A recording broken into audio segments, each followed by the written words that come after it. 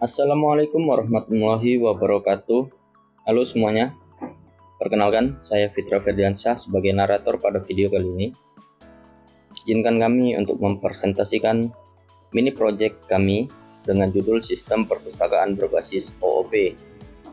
Aplikasi ini merupakan aplikasi manajemen perpustakaan digital dengan paradigma pemrograman berorientasi objek menggunakan bahasa Java. Kami dari kampus STMIK Pelita Nusantara dengan mata kuliah pemrograman berorientasi objek pada tahun akademik 2026. Izinkan saya memperkenalkan kelompok kami yang terdiri dari Ahmad Dhani Saputra, kemudian Angel Nurfadilah, Dwiki Aditya, saya sendiri, Fitra Ferdiansyah, dan Tribowo.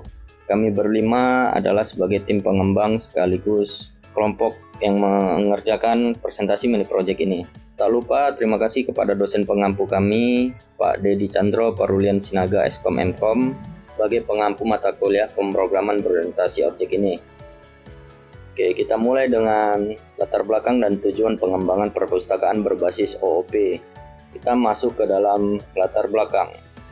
Permasalahan yang ada pada sistem manual, yaitu pencatatan sirkulasi buku secara manual pada buku besar memiliki resiko tinggi terhadap human error, kerusakan dokumen, dan ketidakefisienan waktu. Kemudian kesulitan pencarian data. Jadi pada sistem manual sering memicu permasalahan seperti hilangnya data peminjaman dan kesulitan dalam mencari ketersediaan buku secara real time. Jadi harus membongkar buku satu persatu. Sehingga kami melihat permasalahan ini kemudian menjadikan sebagai kebutuhan sistem digital. Diperlukannya sistem komputasi yang mampu mencatat rekam jejak koleksi buku ini dan status peminjaman secara real time dan akurat, sehingga tidak terjadi kesulitan atas stok dan ketersediaan buku. Keunggulan paradigma OOP adalah sangat ideal karena entitas perpustakaan seperti buku dan anggota dapat dimodelkan langsung ke dalam kelas dan objek.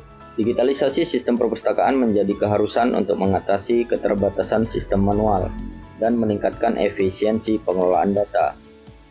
Tujuan dari pengembangan ini adalah menerapkan konsep dasar OOP, di mana implementasi paradigma pemrograman berbasis objek menggunakan bahasa pemrograman Java mencakup konsep kelas, objek, inheritance, encapsulation, dan polymorphism. Tujuan yang kedua adalah merancang desain sistem UML, yang mana membuat desain sistem perangkat lunak menggunakan use case diagram dan class diagram sebagai pedoman implementasi program. Tujuan ketiganya adalah membangun aplikasi yang interaktif, mengembangkan aplikasi perpustakaan interaktif yang dapat melakukan manajemen buku, anggota, dan proses peminjaman secara dinamis. Oke, kita lanjutkan ke dalam perancangan sistem. Desain sistem ini menggunakan UML dan diimplementasikan menggunakan konsep OOP. Kita masuk ke dalam use case diagram. Kita memiliki aktor petugas perpustakaan di mana dapat menambah buku, menambah anggota, melihat daftar buku, melihat daftar anggota, kemudian memproses peminjaman dan memproses pengembalian. Oke, untuk diagram use case-nya kita bisa lihat di sini, petugas perpustakaan dapat manajemen buku, memanajemen anggota, sirkulasi peminjaman, kemudian lihat status peminjaman yang ada. Oke, kita lanjutkan ke kelas diagram. Ya, singkat saja ada kelas diagram buku yang terdiri dari atribut ID buku, judul, pengarang, ketersediaan, nama peminjam. Kemudian ke kelas anggota ada ID, nama, jenis kelamin, status, dan beberapa yang tidak kami tuliskan di sini. Kelas perpustakaan yang dapat merelasi agregasi. Kemudian kelas main, di mana fungsinya menjalankan alur program utama, interaksi input dan output dengan pengguna, mengontrol alur menu sistem. Oke, kita lanjutkan ke implementasi konsep OOP. Kita mulai dari kelas dan objek. Kelas sebagai blueprint pada proyek ini, di mana kelas buku dan anggota berfungsi sebagai cetak biru yang mendefinisikan atribut dan perilakunya. Kemudian ada objek sebagai instansi. Setiap buku dan anggota yang ditambahkan merupakan objek nyata dari kelas tersebut. Kita menggunakan enkapsulasi, di mana ada modifier privat pada atribut ID buku dan judul. Kemudian kita menggunakan getter dan setter sebagai akses data melalui metode getter untuk kontrol yang baik. Kemudian untuk database, struktur data yang dinamis ini kita menggunakan MySQL sebagai efisiensi penyimpanan. Bahasa pemrograman yang kita gunakan adalah Java dengan IDE NetBeans, kemudian platform yang kita gunakan adalah konsol terminal. Yaitu dokumentasi dan hasil, kita bisa lanjutkan. Fitur pada sistem perpustakaan ini adalah tambah buku, tambah anggota, pinjam buku, kembalikan buku, pendaftaran buku, yang berarti kita dapat melihat seluruh koleksi buku dan status ketersediaannya, daftar anggota, peminjaman aktif, dan menu keluar. Kita masuk ke alur peminjaman dan cara pengembaliannya. Yang pertama, proses peminjamannya adalah menginputkan data seperti ID anggota, nama, dan registrasi yang lainnya. Kemudian kita validasi untuk memeriksa ketersediaan buku. Selanjutnya kita catat peminjaman dan update status buku dengan catat nama peminjamnya. Untuk kasus gagal, jika buku sedang dipinjam anggota lain, sistem menampilkan pesan buku tidak tersedia. Selanjutnya kita masuk ke proses pengembalian, di mana kita perlu menginputkan ID buku, kemudian verifikasi oleh sistem untuk memeriksa status ketersediaan peminjaman. Kemudian update status, di mana pada update status buku ini menjadi tersedia kembali setelah dikembalikan. Untuk studi kasus berhasil, buku berhasil dikembalikan dan status diupdate menjadi tersedia. Kita dapat langsung mempraktekkannya dengan aplikasi yang telah jadi. Kita lanjut saja.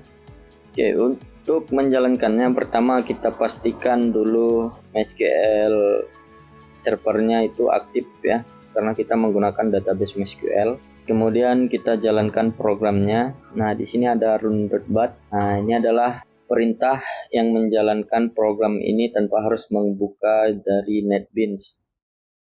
Ini kita jalankan dengan mengklik 2 kali. Nah, selanjutnya akan terbuka konsol terminalnya. Jika telah sukses, maka aplikasi akan dijalankan. Berikut adalah tampilan awal dari sistem perpustakaan. Kita diharuskan untuk login.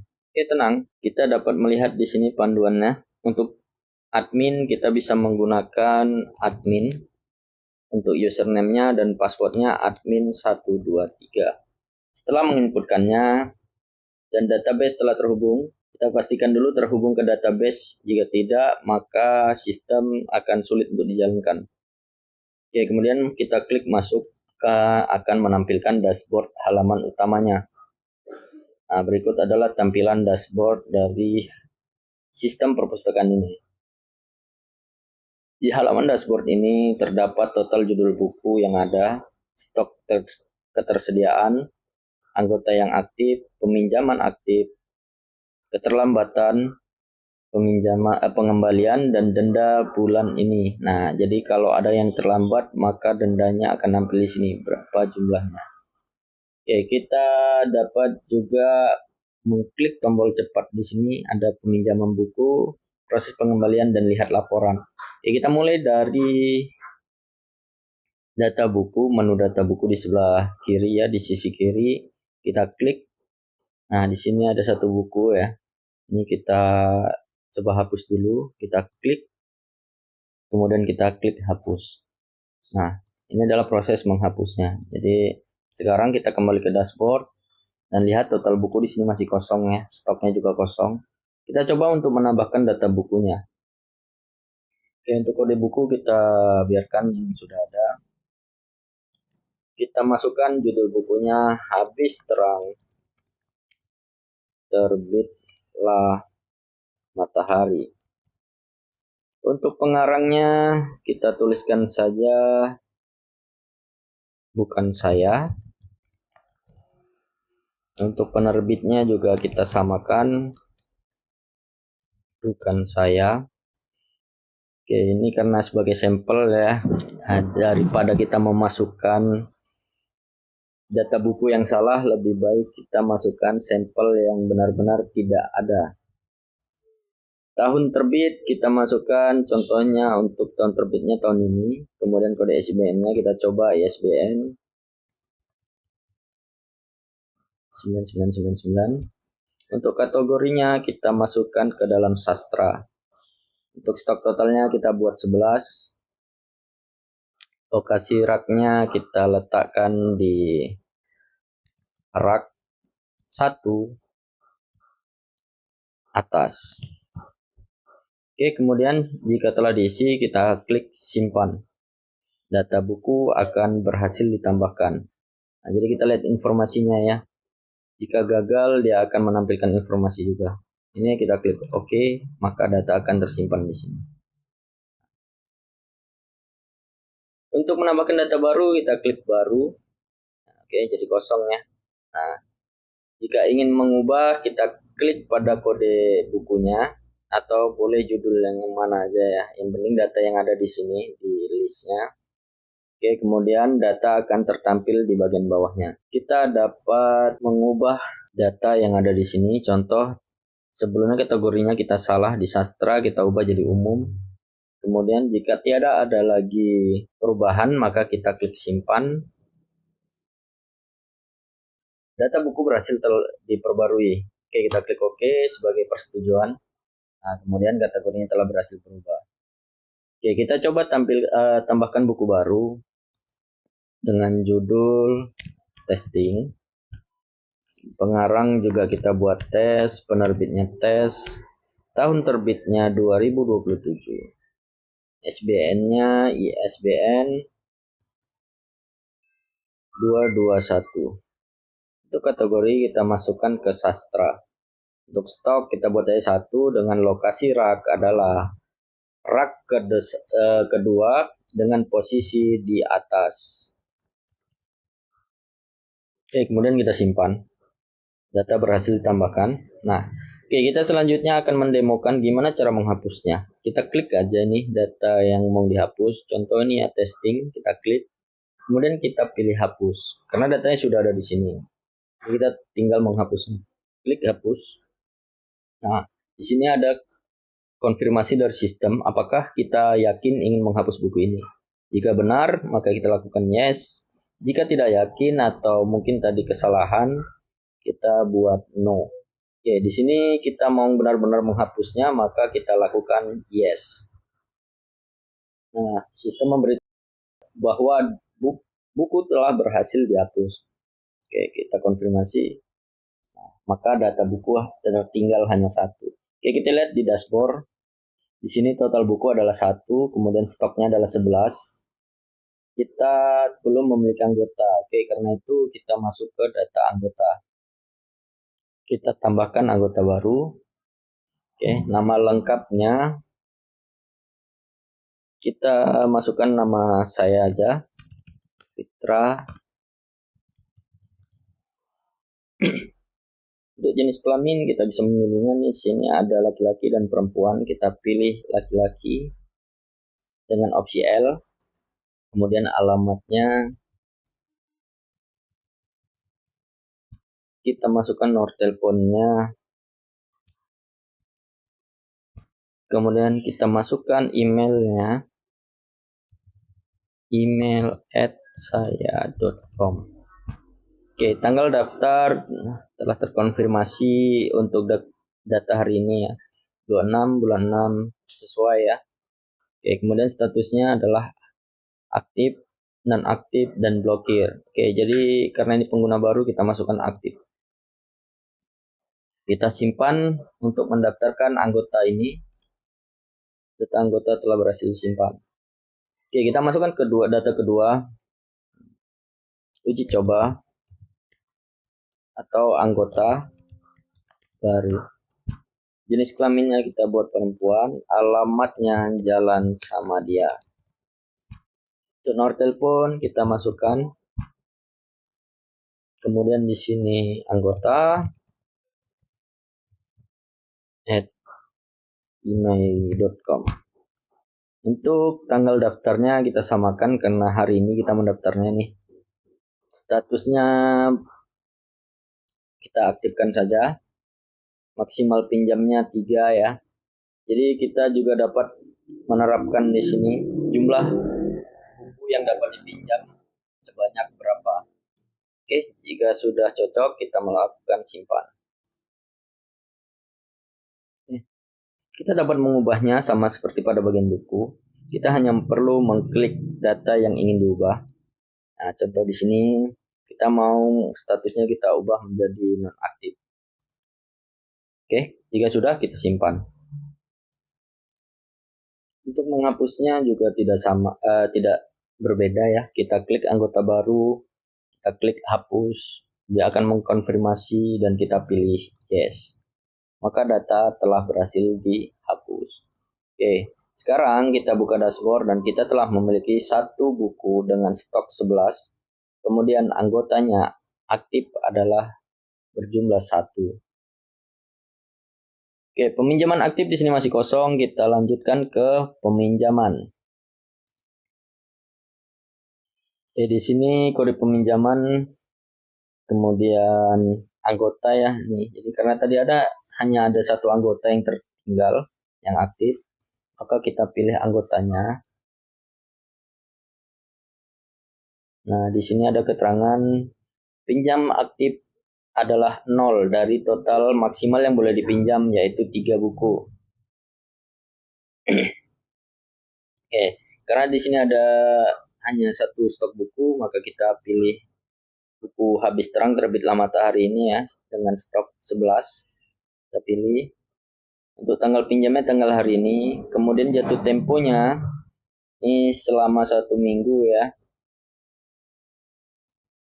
Dia otomatis karena kita sudah men-setting selama 1 minggu.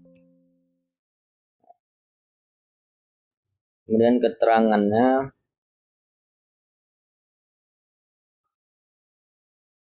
kalau mau menambahkan keterangan boleh, atau kalau enggak kita boleh kosongkan saja. Proses peminjaman. Nah, peminjaman berhasil diproses dengan jatuh tempo pada tanggal 3 Juli 2026. Kita oke kan? Ya, ini datanya. Kita lihat pada dashboard. Total bukunya adalah 1, stoknya tinggal 10. Kemudian anggota aktifnya 1 dan peminjaman yang aktif adalah 1. Oke, kita lihat lagi di peminjaman. Nah, ini tidak terdapat denda ya. Oke, kita coba tambahkan anggota lain. Tambah baru anggota, jenis kelaminnya laki-laki, alamatnya Jalan, nomor teleponnya 0999. Nah, ini kita pakai data sampel ya, karena kalau data beneran nanti takutnya disalahgunakan.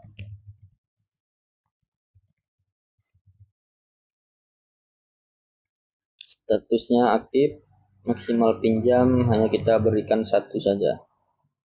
Oke, anggota telah berhasil simpan.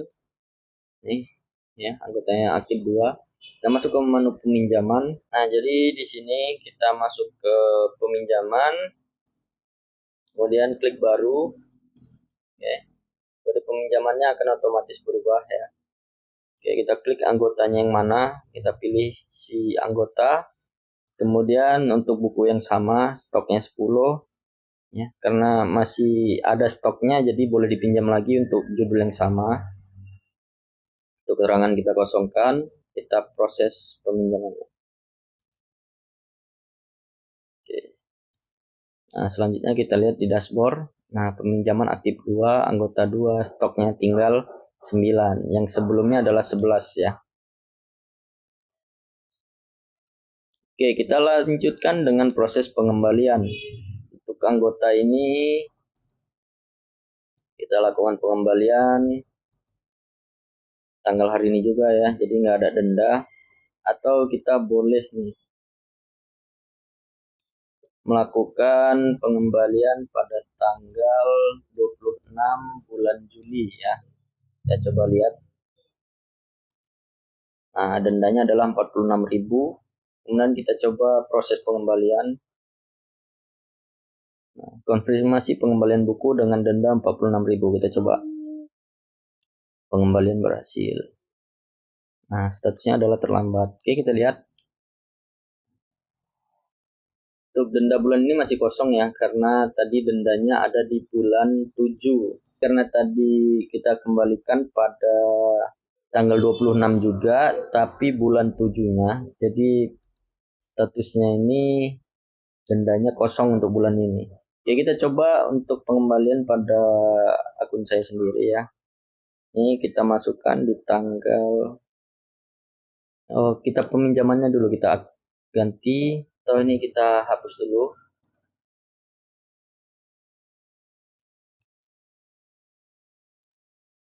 Kita hapus. Ini kita kembalikan dulu ya.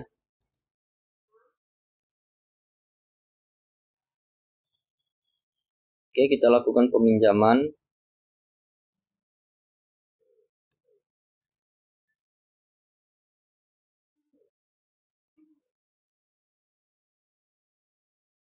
Ini tanggal 6.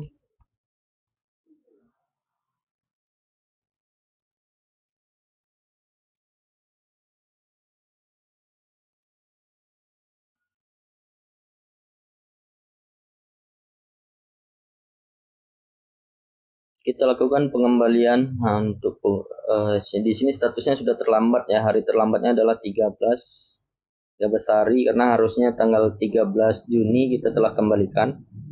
Nah, kita lihat nih.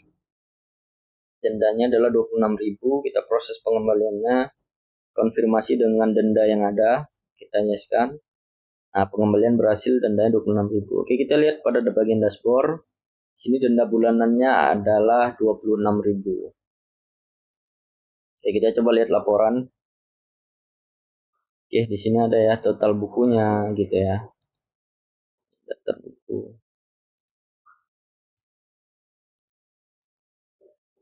Oke, pada bagian laporan ini ada banyak ya, ada peminjaman yang terlambat. Jadi kita bisa lihat hanya peminjaman yang terlambat aja. Kemudian riwayat peminjaman dalam 30 hari ini, kita bisa lihat ada 3 kali peminjaman.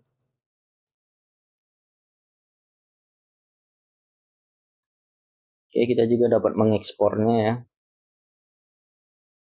Nah, kita dapat nih meletakkan di mana kita mau menyimpan datanya. Oke, kita cancel saja.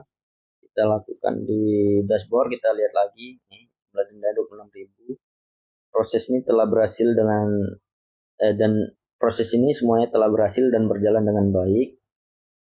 Oke, kita juga bisa lihat menu laporan di sini ya. Nah, ini selain pada dashboard tadi ya. Oke.